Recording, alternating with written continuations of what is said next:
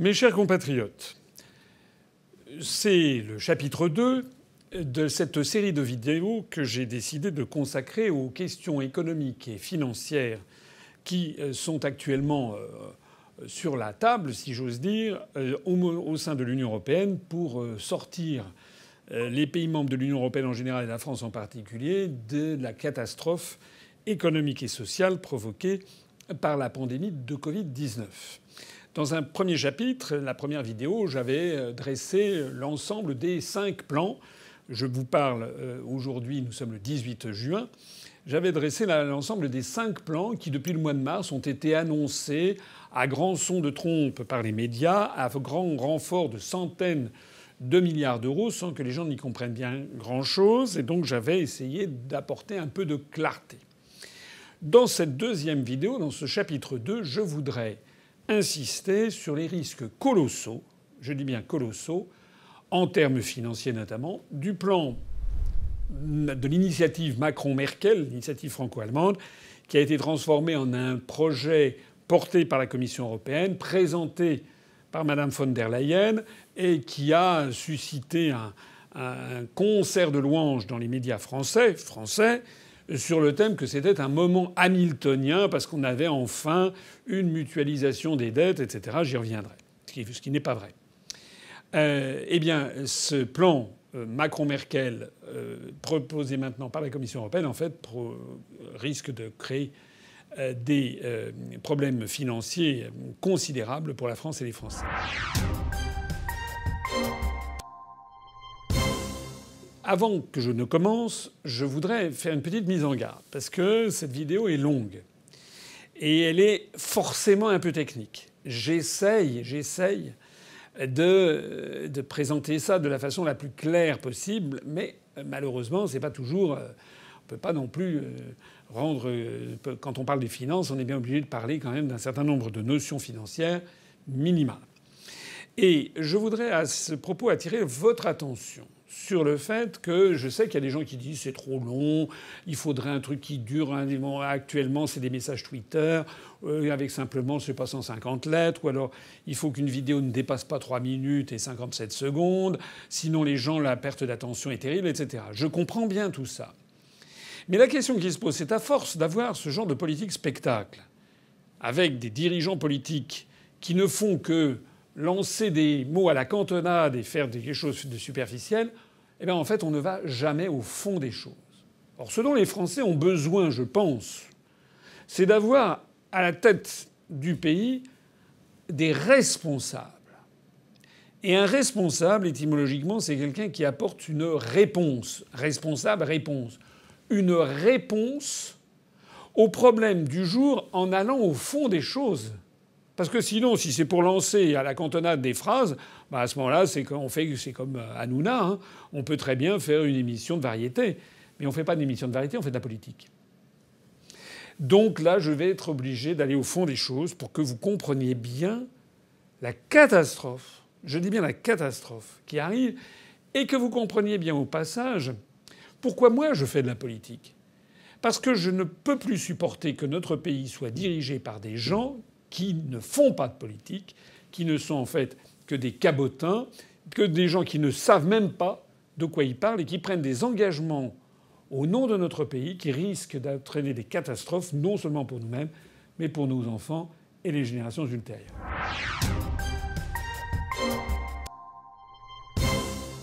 Alors, dans le chapitre 1 de cette série de vidéos sur les plans dits de relance européens, j'avais donc évoqué ce plan de 750 milliards d'euros de la Commission européenne. C'est le plan qu'Ursula von der Leyen a proposé le 27 mai pour faire suite à cette fameuse initiative franco-allemande Macron-Merkel que l'on a présentée aux Français de la façon la plus dithyrambique qui soit. Si ce plan voit le jour, et j'utilise ici un conditionnel, il s'agirait d'un plan de 750 milliards d'euros qui serait entièrement financé par des emprunts sur les marchés et qui serait à rembourser, tenez-vous bien, entre les années 2028 et 2058. Entre 2028 et 2058. C'est-à-dire qu'on emprunterait maintenant. Quand je dis on, c'est pas ni vous ni moi ni les États, c'est la Commission européenne. Elle emprunterait maintenant de l'argent et elle commencerait à rembourser cet argent dans 8 ans, en 2028, et les remboursements s'échelonneraient jusqu'en 2058, c'est-à-dire dans 38 ans. Ce plan de 750 milliards d'euros reprendrait d'une part le plan de hausse de 500 milliards d'euros du budget de la Commission européenne qui a été présenté justement par cette initiative Macron-Merkel, et auquel s'ajouteraient 250 milliards d'euros de prêts octroyés pour des projets, reprenant en cela le principe des prêts pour des prêts du contre-plan avancé par les 4 pays de l'Union européenne qu'on appelle les pays frugaux, qui sont l'Autriche, les Pays-Bas, le Danemark et la Suède. Donc 500 milliards d'euros des fonds donnés par la Commission européenne, comme c'est actuellement le cas à partir du budget européen, et 250 milliards d'euros, en fait, des prêts qui seraient la contrepartie de l'emprunt que la Banque centrale européenne ferait elle-même. Un point très important à noter tout de suite, c'est que ces dépenses, les 500 milliards d'euros, et l'octroi de ces prêts, les 250 milliards d'euros dans les États membres, seraient conditionnés à la réalisation de réformes et au respect des règles édictées par la Commission européenne. Les réformes, c'est-à-dire les GOPE, les fameuses réformes des grandes orientations des politiques économiques. Alors disons-le tout de suite. Aux dernières nouvelles, mais je parle en ce moment, le 18 juin, cette opération fait pour l'instant du surplace. Parce que l'initiative Macron-Merkel, que l'on a chantée sur tous les toits dans les médias français, en fait, elle se heurte à des oppositions farouches. Notamment des 4 frugaux dont je parlais à l'instant, mais pas que. Comme quasiment toutes les initiatives européennes qui nécessitent l'unanimité des États membres, ce programme se heurte à tant de points de vue contradictoires qu'il a toutes les chances d'être profondément revu à la baisse ou dénaturé, et peut-être même d'être abandonné en catimini.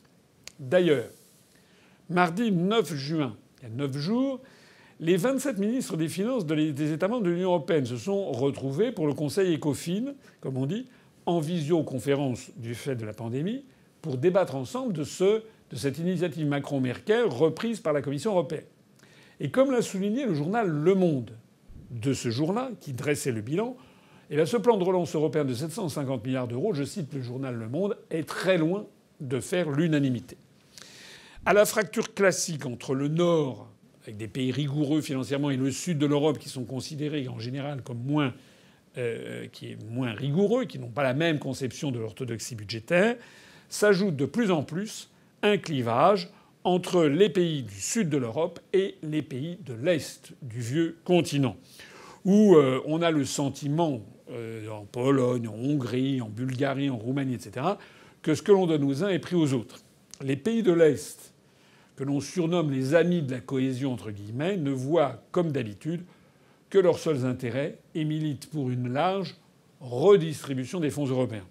À leur profit, bien entendu.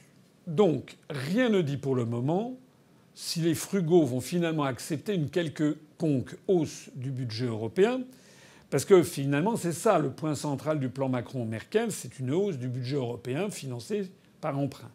Or, il se trouve qu'ils refusent catégoriquement cette hausse pour le moment. Alors, on va voir ce que vont donner les prochains jours. Notamment demain, 19 juin, il doit y avoir une nouvelle réunion. Elle va pouvoir peut-être faire avancer le dossier ou au contraire constater une nouvelle fois un blocage. Mais en fait, qu'est-ce que l'on peut anticiper ? Pour éviter d'être montré du doigt, parce qu'en général c'est ce qui se passe à Bruxelles, les États veulent tout bloquer mais veulent surtout pas que ça apparaisse. Donc ils ne veulent pas être montrés du doigt parce qu'ils mettraient leur veto à tout le processus. En fait, beaucoup d'États essayent de trouver des moyens détournés, un peu vicelards, pour essayer de faire capoter un projet en ayant l'air de Sainte-Nitouche. Donc pour ça, l'Autriche, les Pays-Bas, le Danemark et la Suède peuvent agir de façon subtile en utilisant 2 tactiques de négociation.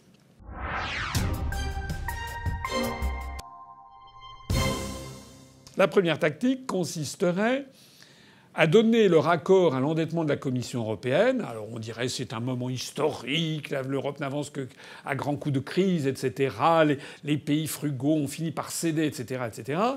Oui, mais in cauda venenum, comme on dit en latin, c'est-à-dire le poison est à la fin. Ils donneraient leur accord, mais à la condition que le budget de l'Union européenne reste constant, ce qui est un de leurs objectifs centraux depuis des années.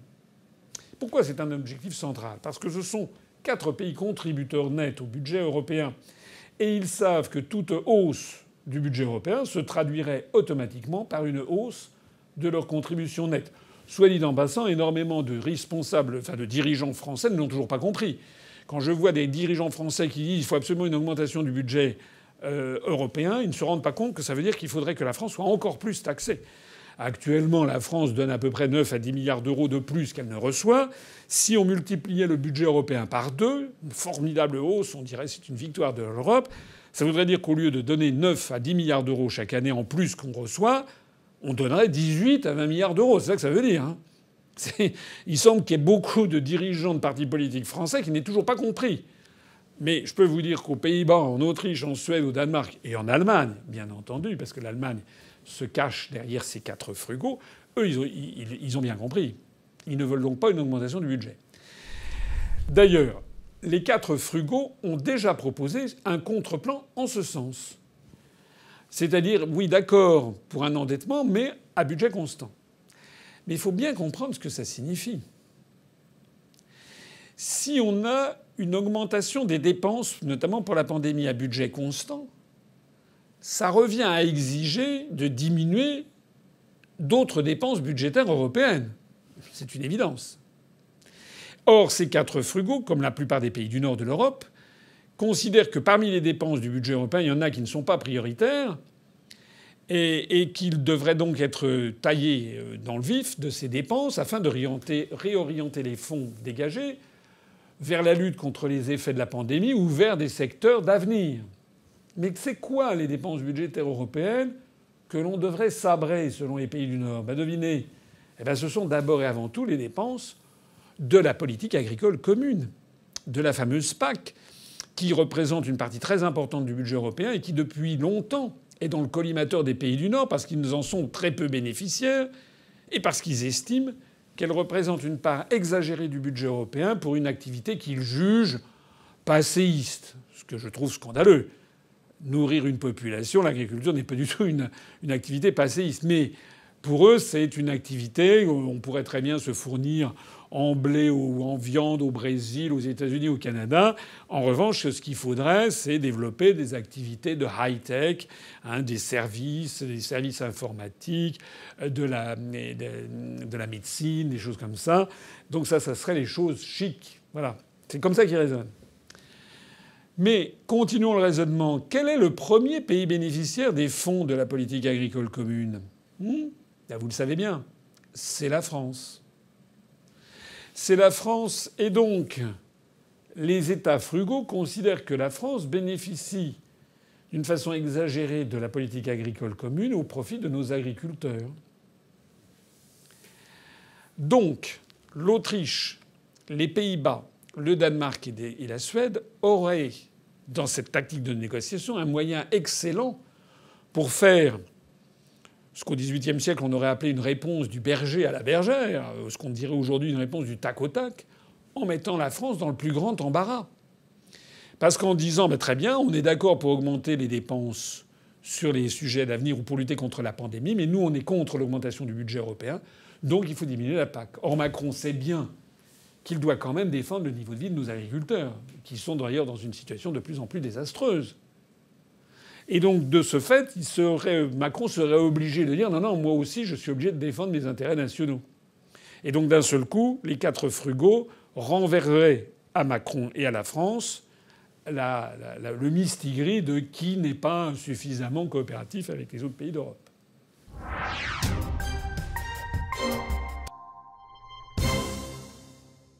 La deuxième tactique des 4 pays frugaux consisterait à laisser la Commission européenne développer son projet tout en jouant les Ponce Pilate, en s'en lavant les mains, en obtenant des garanties et l'assurance qu'eux resteront extérieurs à toute contribution supplémentaire au budget européen.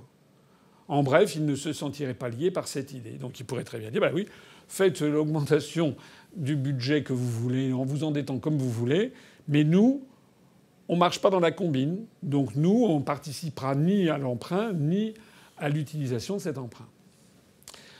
Ça, c'est ce que je voulais dire en préambule pour montrer que vous voyez qu'il va y avoir du fil à retordre. Et je ne parle que des 4 frugaux. Je ne parle pas des pays de l'Est, je ne parle pas non plus du jeu de l'Allemagne sur lequel je reviendrai. Quoi qu'il en soit, imaginons que le plan de Mme von der Leyen, la présidente de la Commission européenne de 750 milliards d'euros, inspiré de l'initiative Macron-Merkel, voit en définitive le jour. C'est ce qu'espère non seulement Macron et aussi presque toute la presse française, sans faire preuve de la moindre analyse critique. Eh bien, les Français doivent comprendre quelles en seraient les conséquences. Et c'est là où je veux mettre sur la table ce qu'il est absolument ahurissant que personne ne dise aux Français. Imaginons que le plan de Mme Merkel et que le plan Merkel-Macron et que le programme de Mme von der Leyen effectivement voient le jour. Quelles en seraient les conséquences ?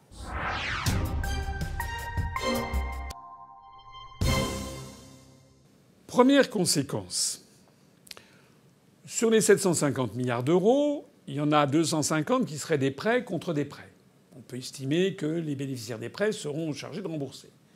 Mais sur les 500 milliards d'euros consistant à augmenter le budget de l'Union européenne, personne ne sait actuellement qui est-ce qui remboursera ces 500 milliards d'euros et qui commencera à les rembourser dans 8 ans et qui finira de les rembourser dans 38 ans.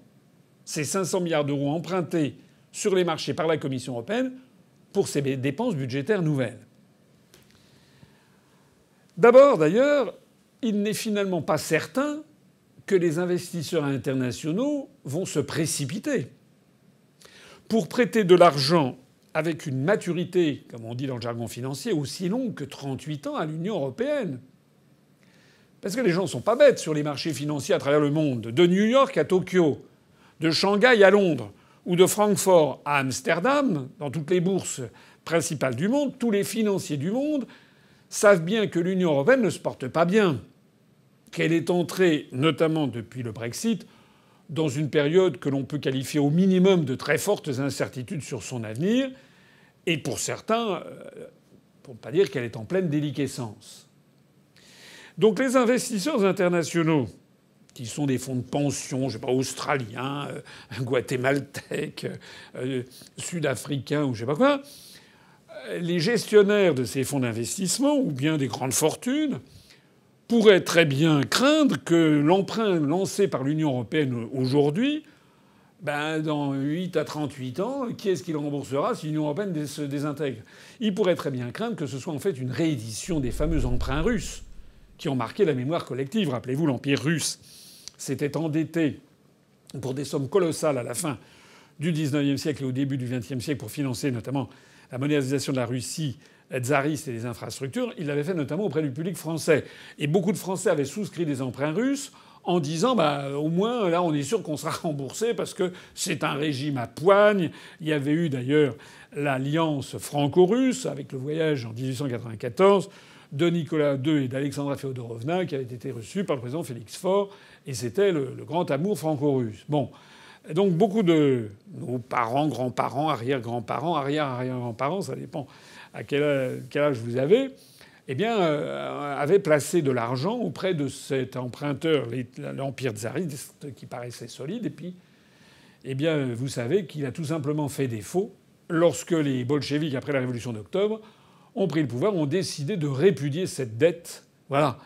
Donc, chat échaudé craignant l'eau froide, un certain nombre d'investisseurs internationaux vont se dire mais qui est-ce qui peut nous assurer qu'on sera remboursé de notre argent dans 30 ans, dans 33 ans, dans 35 ans, si l'Union européenne explose dans 5 ans ? Même en supposant qu'il se trouve des investisseurs pour prêter 750 milliards d'euros à une structure aussi vermoulue dont nul ne sait si elle existera encore dans 5 ans et a fortiori dans 38 ans. Il est probable qu'ils exigeront un taux d'intérêt à la hauteur du risque pris. Il n'est donc pas du tout certain que le taux d'intérêt demandé par les marchés financiers serait si favorable.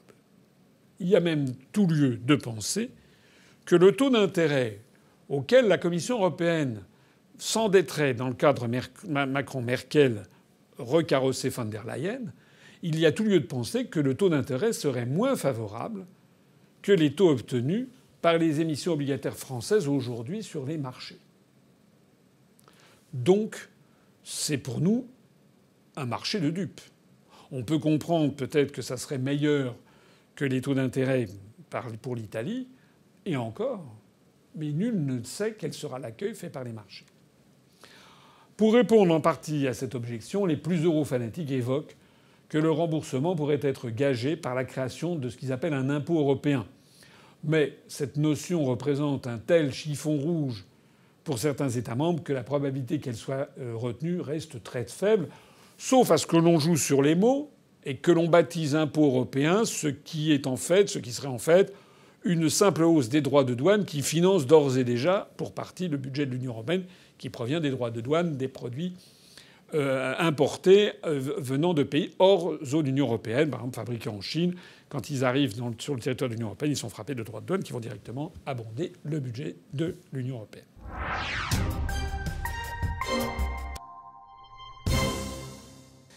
La deuxième conséquence, c'est que telle qu'elle est actuellement présentée, l'opération prévue par le plan von der Leyen risque de déboucher sur un gouffre financier pour les Français.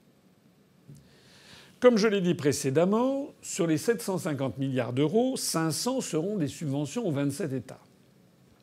Or, on a lu dans la presse, il y a quelques jours, que selon certaines esquisses préalables, la France recevrait, sur ces 500 milliards, recevrait au maximum 39 milliards d'euros, alors que l'Italie en recevrait 82 milliards, l'Espagne 77 milliards, la Pologne, pour sa part, en recevrait 38 milliards, c'est-à-dire autant que la France avec 39, et l'Allemagne en recevrait 29 milliards.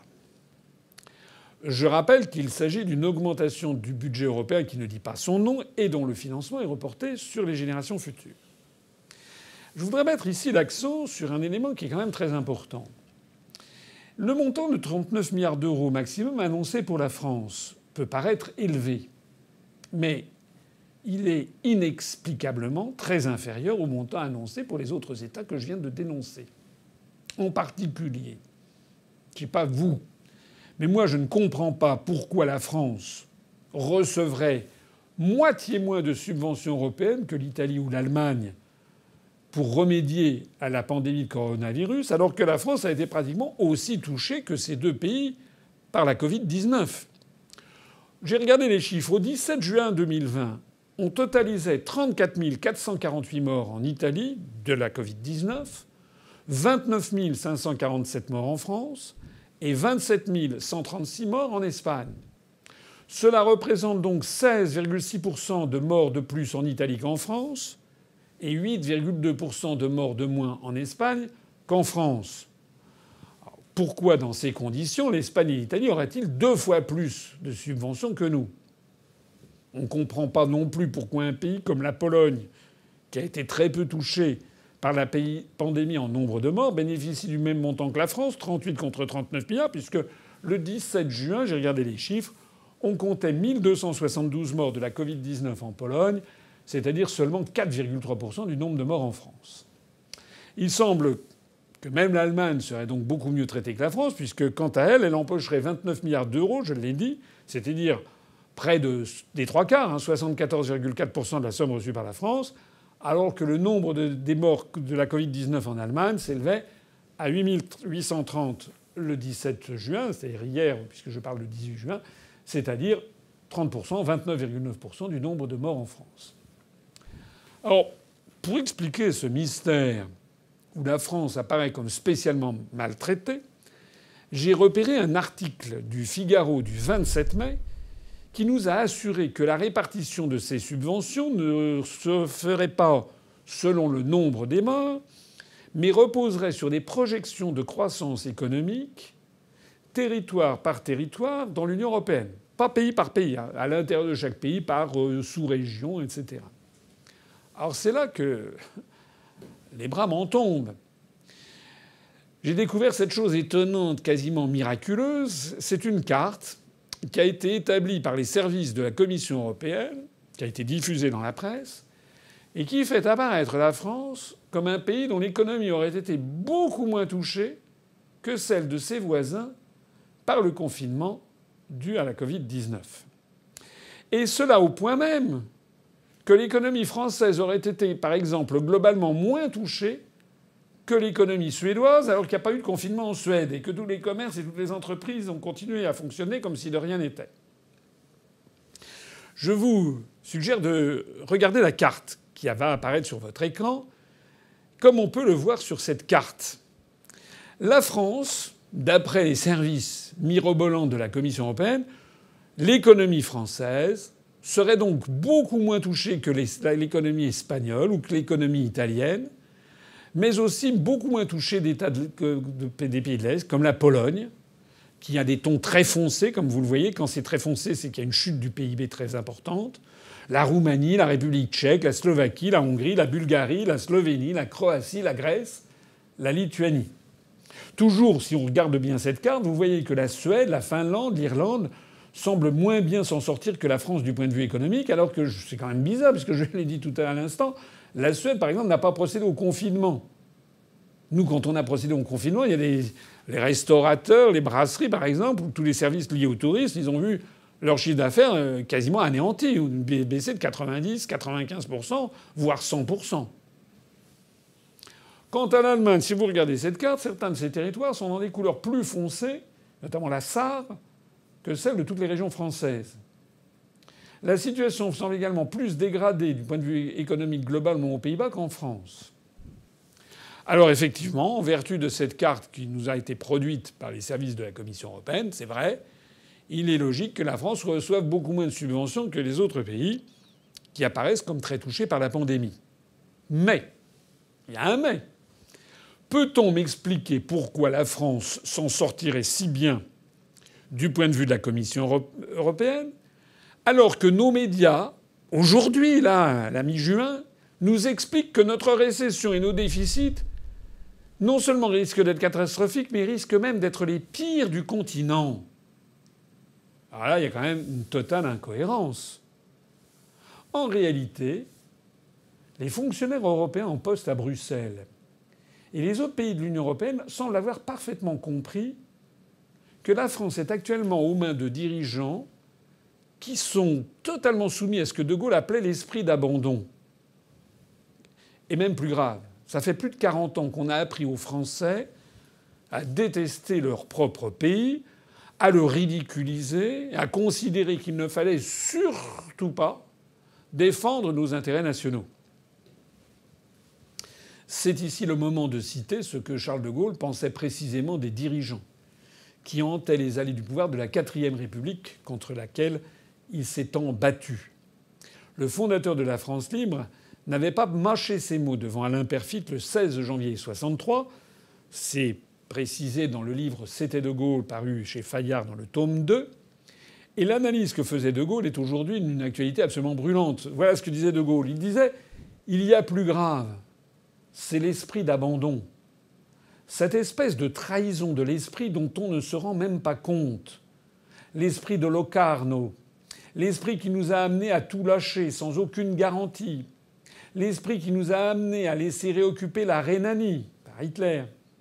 L'esprit qui nous a conduits à rendre sans contrepartie leur charbon et leur acier aux Allemands pour construire la CK dans les conditions où on l'a construite. » Et De Gaulle poursuivait en disant « Comme si le but d'une politique française était de faire plaisir aux autres pays et de faire en sorte qu'il n'y ait plus de France. Surtout ne pas faire de peine aux étrangers. » Et De Gaulle concluait en disant « Il y a chez nous toute une bande de lascars qui ont la vocation de la servilité. Ils sont faits pour faire des courbettes aux autres et ils se croient capables de ce seul fait de diriger le pays. » Eh ben voilà. Voilà. Si la Commission européenne est en train de nous expliquer qu'on aura moins d'argent que les autres, mais beaucoup, beaucoup moins, on va nous piquer 40 milliards d'euros, je ne sais pas si vous voyez, au motif que notre économie se porterait moins mal que les autres, ce qui est complètement faux, c'est tout simplement parce qu'à la Commission européenne, ils savent très bien qu'avec ces jobards de Français, on peut y aller tant qu'on veut. Rappelez-vous Giscard, quand il était président de la République, qui avait cru bon de déclarer que la France, avec 1% de la population mondiale, nous n'étions qu'une puissance moyenne. Vous avez déjà entendu, vous, les États-Unis, le président des États-Unis dire, vous comprenez, nous, on a 320 millions d'habitants, ça fait 4% de la population du monde, donc on n'est qu'une petite puissance. Vous avez déjà entendu ça? Il y a cette espèce de volonté permanente de ne plus défendre nos intérêts nationaux. On peut aussi remercier d'ailleurs dans la foulée toute la famille Le Pen qui a permis, par ses outrances et tous ses dérapages depuis 40 ans ou 50 ans, depuis 1972, le Front National, ils ont contribué, avec l'aide des médias français et de la gauche française, de mettre dans la tête des Français que parler de la nation et des intérêts nationaux, ça serait être fasciste. La gauche a instrumentalisé la famille Le Pen pour renforcer cette équation complètement désastreuse et mortifère. Le résultat, on le voit au quotidien, comme sous la IVe République, la France est de nouveau dirigée par, je cite De Gaulle, par toute une bande de lascars qui ont la vocation de la servilité et qui, toujours pour citer De Gaulle, ont l'esprit à tout lâcher sans aucune garantie, comme si le but de leur politique était de faire plaisir aux autres pays et de faire en sorte qu'il n'y ait plus de France, surtout ne pas faire de peine aux étrangers. C'est typiquement la politique de Macron ou de Bruno Le Maire. Voilà, on peut pas, etc. Il est d'ailleurs, parce que je connais un peu les allées du pouvoir, je connais la haute administration française, il n'est même pas exclu que les dirigeants français aient cru malin de faire bonne figure à Bruxelles en minimisant sciemment l'impact de la crise de la Covid-19 sur la France. Il n'est pas exclu, alors que tous les autres États, j'imagine bien la Pologne, la Roumanie, la Bulgarie, en jouant les caliméros, en disant vous vous rendez compte à quel point on a souffert de cette pandémie. Voilà, donc tous les pays sont là à tirer, à montrer la sébille. L'Espagne, l'Italie, le Portugal, etc. La Suède, même que nous, grands seigneurs, eh bien qu'il n'est pas exclu, j'en sais rien, mais c'est pas exclu, qu'on ait envoyé à la Commission européenne des prévisions de croissance relativement optimistes, alors que notre intérêt national eût été au contraire de dire ah non, nous, ça va être la catastrophe. Alors bien entendu, les autres États européens en profitent. Comme je le disais tout à l'heure, ils ont parfaitement compris que la France, en fait, est à qui veut la prendre. Elle est comme un coffre-fort, ouvert, dans lequel il n'y a qu'à se servir, et c'est d'ailleurs ce qu'ils font. Plus le temps passe, et plus les nouvelles de l'économie française sont d'ailleurs angoissantes, sinon terrifiantes, comme les montrent les statistiques publiées par la Commission européenne tout récemment, le 9 juin. Ce sont des chiffres, des données plus récentes que la carte que je vous montrais, sur la croissance du PIB observé au premier trimestre 2020. Et là, il ne s'agit pas de prévisions, mais de ce qui a été réalisé. Que voit-on dans ce tableau de la Commission européenne que vous voyez sur votre écran ? Eh bien, on voit que la France et l'Italie sont les pays les plus touchés économiquement de l'Union européenne par la crise du coronavirus. Si on compare le premier trimestre 2020 au premier trimestre de 2019, eh bien, il faut regarder la partie droite du tableau. On a moins 5% du PIB pour la France et moins 5,4% pour l'Italie. Les écarts sont considérables avec les autres États. On constate que là où la France a perdu 5 points de PIB au premier trimestre 2020, l'Allemagne n'en a perdu que 2,3. L'Espagne s'en tire mieux que la France avec une récession de moins 4,1%. Donc pour la France, il s'agit de résultats qui vont totalement à l'encontre des prévisions qui ressortaient de la carte vue précédemment et qui donnaient à penser que la France était une espèce d'Eldorado préservé de toute crise économique sévère. En bref, rien, absolument rien, ne justifie que la France reçoive dans le plan de Mme von der Leyen 2 fois moins de subventions que l'Italie et qui a le même type de récession que la nôtre au premier trimestre 2020. Quant au second trimestre 2020, on estime maintenant, on a des données qui parlent de moins 10, moins 11% du PIB. Rien ne justifie non plus que nous recevions 2 fois moins d'argent que l'Espagne, qui s'en tire mieux que nous au premier trimestre en tout cas.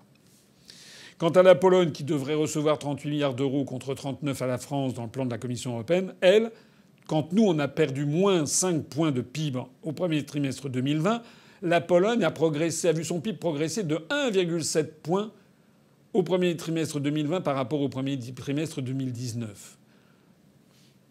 La France est donc complètement roulée dans la farine. Pour ne pas dire pire.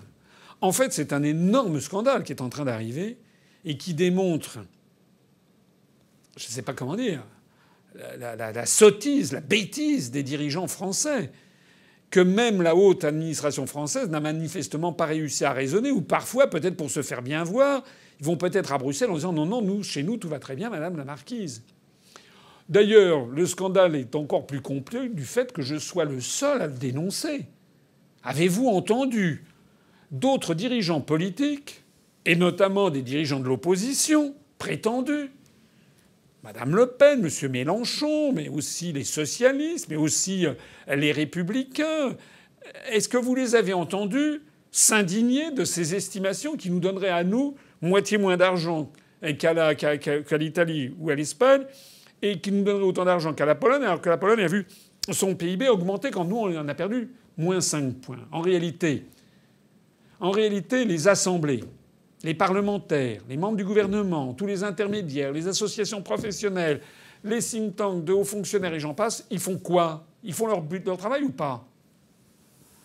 Et cette affaire montre le mépris dans lequel les autres États européens tiennent la France de messieurs Macron et Philippe. J'ajoute, comme vous l'aurez peut-être remarqué, que les pays les plus touchés au premier trimestre 2020 sont les pays de l'Europe du Sud qui ont adopté l'euro. Les moins touchés par la crise de la Covid-19 sont ceux, statistiquement, qui ont refusé l'euro.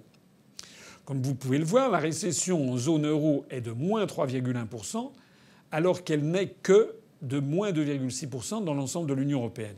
Ce qui signifie que les États non membres de la zone euro ont fait en moyenne un score bien meilleur que ceux qui ont adopté la monnaie commune européenne.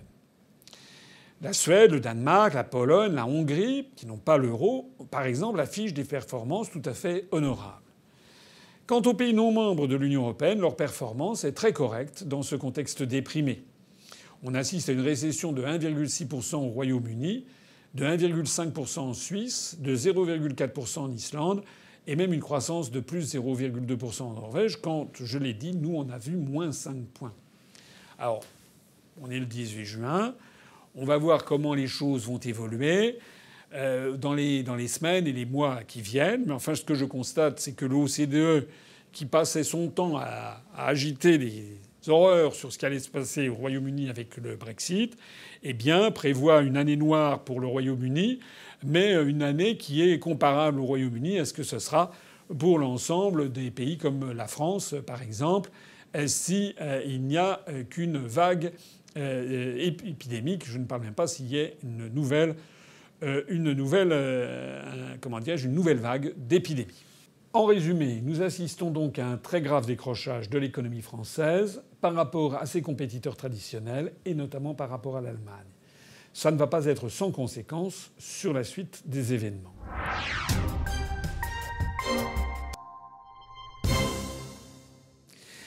Alors, j'essaie maintenant de résumer tout ce que je viens de dire. Tout ce dont je viens de vous parler, c'était côté subventions. Les 500 milliards d'euros des subventions européennes, je ne parle pas des 250 milliards d'euros de prêts, les 500 milliards d'euros des subventions européennes de ce programme Madame von der Leyen, et la France en recevrait une faible part, en tout cas par rapport à d'autres États, de 39 milliards d'euros. Donc ça, c'est le côté subvention. Donc déjà, on se fait plumer parce qu'on reçoit beaucoup moins que ce que l'on devrait.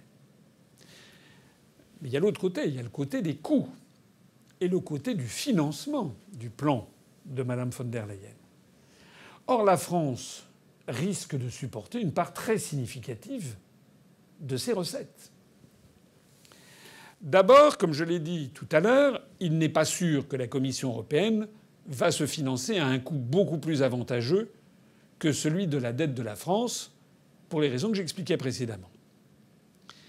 Mais ensuite, il n'est pas sûr, mais il est quand même probable que la clé de répartition des remboursements de ce qui est une augmentation du budget de la Commission européenne sur emprunt il va bien falloir déterminer qui remboursera quoi. Il serait assez logique que la clé de remboursement, dans 8 à 38 ans, des 500 milliards d'euros levés, soit proche de la clé de contribution au budget européen. Ça serait logique. Après le départ du Royaume-Uni, la France pèse maintenant environ 20% de l'ensemble des recettes de l'Union européenne.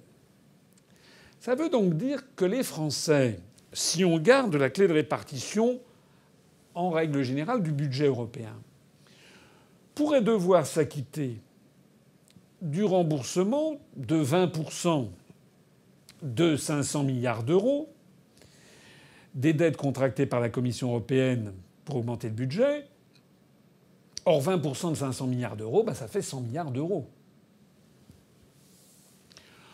Encore cette estimation serait-elle a minima, puisque les 4 frugaux, je l'ai dit tout à l'heure, pourraient obtenir, eux, d'être exemptés de tout remboursement. On pourrait aussi imaginer que sur l'influence des pays de l'Est, on estime que ceux qui recevront pas beaucoup devront moins contribuer. Au total, donc, pour en rester quand même sur la clé de répartition, on nous annonce, regardons les choses en face, que la France, avec ce plan mirobolant Macron-Merkel, pourrait recevoir au maximum 39 milliards d'euros,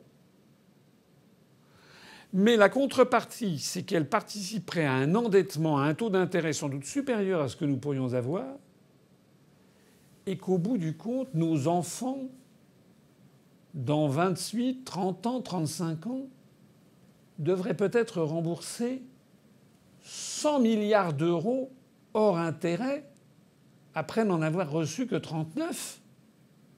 Ça veut dire que l'idée lumineuse qu'on nous présente comme un truc fantastique sorti du génie de M. Macron, comme Athéna sortant casquée, n'est-ce pas, de la cuisse de Zeus, eh bien, ça veut dire qu'en fait, M. Macron nous prévoit une perte qui pourrait atteindre 60 milliards d'euros. Et strictement pour rien, puisque si on s'endettait nous-mêmes, on aurait un taux d'intérêt meilleur. Cette somme faramineuse est l'équivalent, je ne parle même pas sans intérêt, est l'équivalent du prix de 314 hôpitaux, comme celui de Melun, dont la construction a coûté 194 millions d'euros. Nouvel hôpital de Melun. Ça représente également la construction de quelques 9800 kilomètres d'autoroutes flambant neuves. Je vous rappelle que le réseau routier français est en plein désastre. Est-ce bien raisonnable ? Comment se fait-il qu'aucun dirigeant politique français, qu'aucun prétendu opposant ayant pignon sur médias n'ait demandé des comptes immédiatement à Macron ?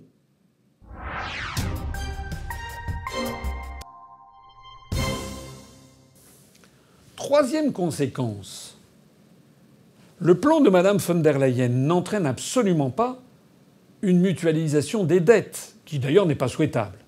Ça, contrairement à ce qu'ont laissé entendre Le Monde et tous les médias avec des accents de triomphalisme, ils ont parlé de dettes mutualisées, de moments hamiltoniens, j'en ai déjà parlé. Je rappelle que chaque État dans ce programme aura une responsabilité limitée, pas une responsabilité illimitée, une responsabilité limitée dans le remboursement du total de la dette émise, puisque la dette est émise par la Commission européenne. Cette responsabilité sera limitée, par exemple, à la clé de contribution au budget, si c'est ce critère qui est retenu pour le remboursement. Alors que s'il y avait mutualisation des dettes, ça voudrait dire quoi ? Ça voudrait dire que les États émettraient des dettes et ils seraient tous solidaires. C'est-à-dire que si les Italiens ne remboursent pas, ce sont les Allemands qui payent les dettes des Italiens. Ça serait la mutualisation des dettes. Mais il n'en est absolument pas question. Ça veut dire que les Allemands rembourseront éventuellement dans 35 ou 38 ans la quote-part de l'emprunt de la Commission européenne à la hauteur de la clé de répartition dans leur financement du budget européen.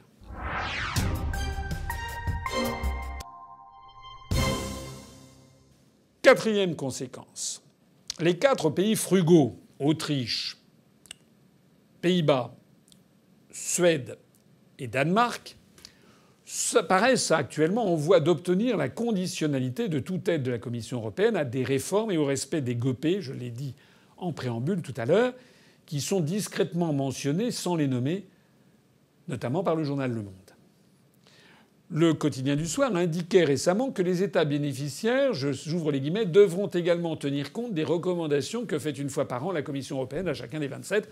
Ce sont les GOPE que je m'enorgueillis depuis 13 ans que j'ai créé l'UPR à parler constamment aux Français. Vox clamans in deserto, puisque je suis quasiment, et l'UPR est quasiment le seul parti à en parler constamment, alors que c'est là la clé du problème. Donc qu'est-ce que ça signifie pour la France ? La France, on recevrait 39 milliards d'euros de subventions dites européennes venant du budget de l'Union européenne et présentées comme des dons. Mais en fait, assis sur un emprunt de la Commission européenne dont nous serions obligés collectivement, nous les Français, de rembourser 100 milliards d'euros dans 25, 30, 35 ou 38 ans. Marché de dupes effarant dont je viens de parler. Mais en plus, non seulement on se ferait escroquer dans les grandes largeurs, mais en plus nous serions encore plus tenus que d'habitude de respecter scrupuleusement les grandes orientations des politiques économiques dont nous avons fait une analyse précise. J'ai fait une vidéo il n'y a pas très longtemps, je vous le rappelle, sur les GOPE 2020, et qui comprennent notamment les GOPE des années antérieures, notamment les GOPE 2019, dont par exemple la réforme des retraites que Macron a remise justement sur le devant de la scène ces derniers jours. J'ai également fait une vidéo récemment, je vous y renvoie. On ne peut d'ailleurs qu'être frappé par l'étonnante chronologie des événements. Le 19 mai 2020, Macron et Merkel sortent d'un chapeau leur plan de relance, cette fameuse initiative franco-allemande. Le lendemain, le 20 mai, la Commission européenne publie les GOPE 2020. Une semaine après, le 27 mai, la Commission européenne conditionne tout plan de relance au respect des GOPE 2020 qu'elle vient justement de sortir, et ceci à la plus grande satisfaction des États du nord de l'Europe. Qui est-ce qui se fait avoir ? Macron comme un bleu.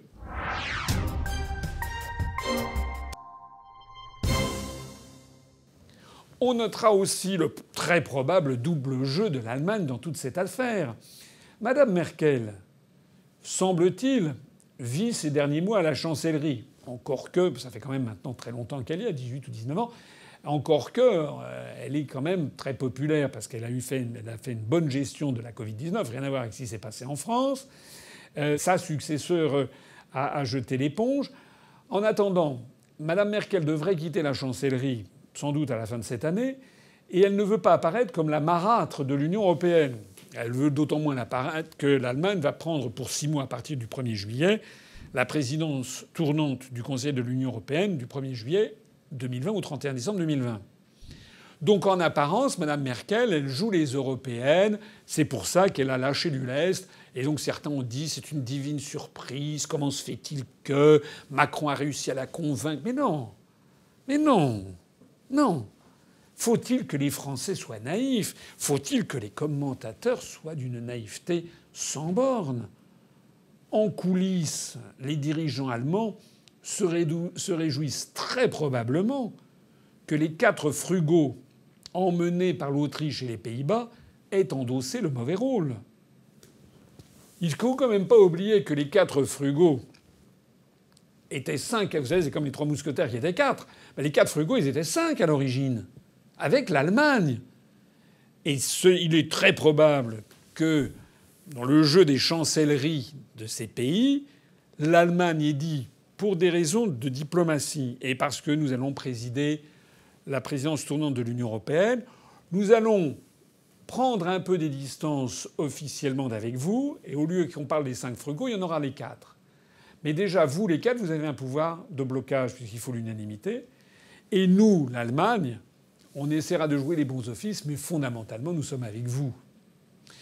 Nous avions d'ailleurs eu l'occasion d'en parler dans un article en octobre 2019, où on indiquait notamment que les 5 frugaux, article paru sur le site upr.fr, que les 5 frugaux refusaient toute augmentation significative du budget de l'Union européenne, qui risquait d'exploser du fait du Brexit, du fait de l'incorporation planifiée des nouveaux États et du fait des projets de dépenses grandioses de Bruxelles.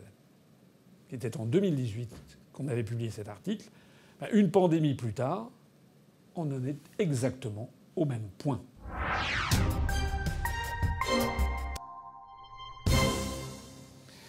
Voilà ce que l'on pouvait dire du funeste plan de relance de Mme von der Leyen de 750 milliards d'euros. Alors je vous demande pardon d'avoir été un peu long et didactique. Peut-être faudra-t-il que vous le revoyiez une deuxième fois ou une troisième fois si vous voulez vraiment tout comprendre, parce que malheureusement, j'essaie d'être clair, mais les choses sont quand même assez compliquées. C'est d'ailleurs fait pour. C'est fait pour. J'ai déjà dit depuis 13 ans que j'ai créé l'UPR que la construction européenne, c'était un coup de génie. C'est une dictature qui ne s'impose pas par l'armée, par les armes, par la force. Ça s'impose par l'ennui et la complexité. Comme c'est complexe, comme c'est ennuyeux, les gens n'y comprennent rien.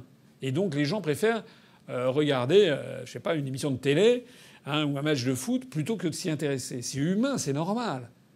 Mais ce faisant, ils laissent en fait les mains libres à cette procédure de destruction de notre pays et de pillage de la France.